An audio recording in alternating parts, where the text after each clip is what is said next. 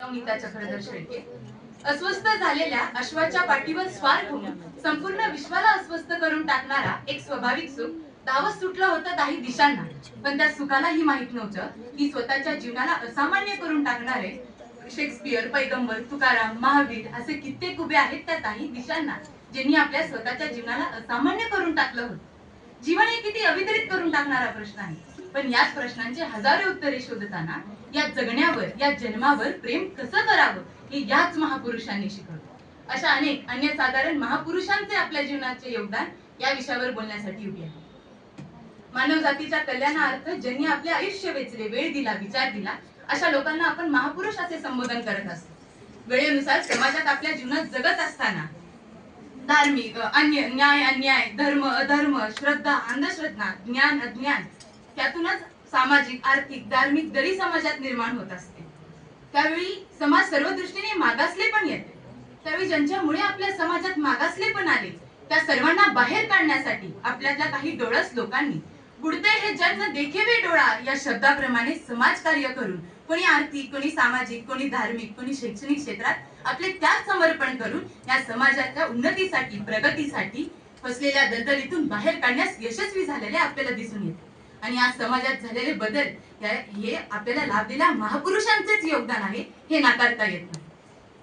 त्या कालखंडात आपापले योगदान या समाजाला देण्याचे कार्य महापुरुषांनी केले आहे. अगदी गौतम बुद्धापासून ते गाडगे महाराजांपर्यंत संतांची परंपरा ही सामाजिक, आर्थिक, धार्मिक उन्नतीची नांदीच होती म्हणावी लागेल. त्यात आपल्याला हजारो जणांचे नाव घेता येतील.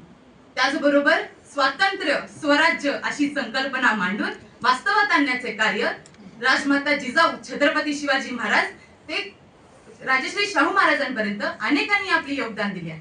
तर शैक्षणिक क्षेत्रात महात्मा ज्योतिराव फुले, सावित्रीबाई फुले ते कर्मवीर भाऊराव पाटील यांच्यापर्यंत अनेकांनी आपले योगदान शैक्षणिक क्षेत्रात दिले आहे. भारताच्या स्वातंत्र्य लढ्यात महात्मा गांधी ते भगतसिंग पर्यंत, त्या अगोदरही त्यानंतरही कित्येक जणांनी बलिदान दिले आहे.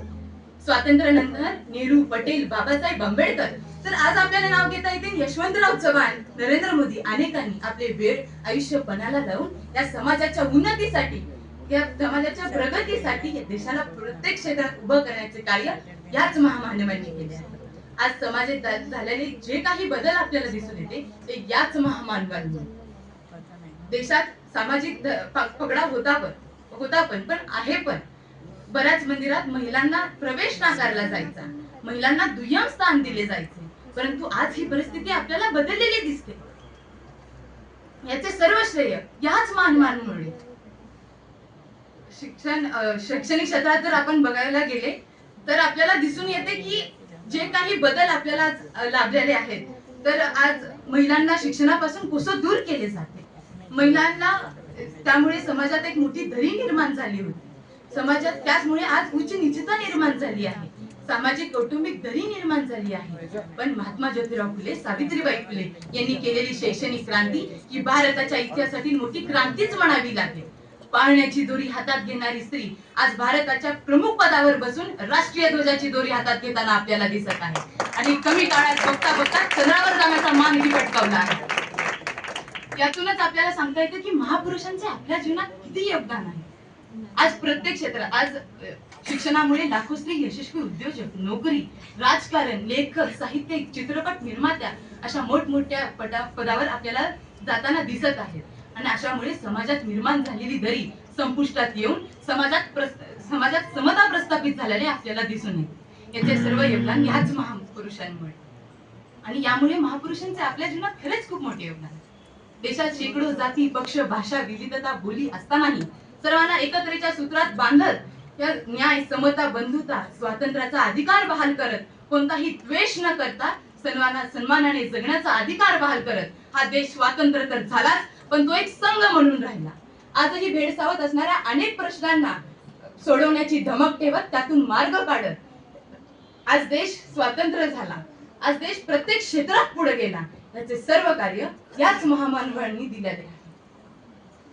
आज शैक्षणिक म्हणा, आर्थिक म्हणा, धार्मिक म्हणा, ते कोण नाही तर कुणामुळे, कशामुळे, तर याच महामानवांमुळे, याच महापुरुषांनी जे त्याग दिले आहे. आणि म्हणून सारे जहां से अच्छा हिंदुस्तान हमारा म्हणत महापुरुषांचे विचार आणि त्यांच्या मूल्यांची जपणूक करण्याची जबाबदारी आपण घेत आहोत. आणि ज्या ज्या महापुरुषांनी त्याग, बलिदान, समर्पण दिले त्या सर्वांना अभिवादन करून एवढेच या प्रसंगी बोलते. मी थांबते. धन्यवाद.